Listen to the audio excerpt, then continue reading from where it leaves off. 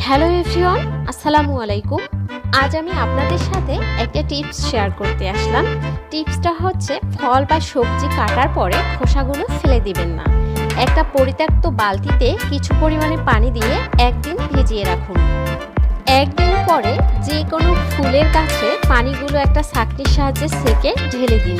এতে করে ফুল গাছ অনেক সুন্দর থাকবে এবং তাড়াতাড়ি বড় হবে, ফলনও বেশি হবে। আর বাড়তি যে খোসাগুলো আর পানি থাকবে সেগুলো এইরকম পুঁইশাক বা শিম যে কোনো সবজির গাছের গোড়ায় দিয়ে দিন। এতে করে ভালো রেজাল্ট পাবেন। সবাই ভালো থাকবেন। আল্লাহ।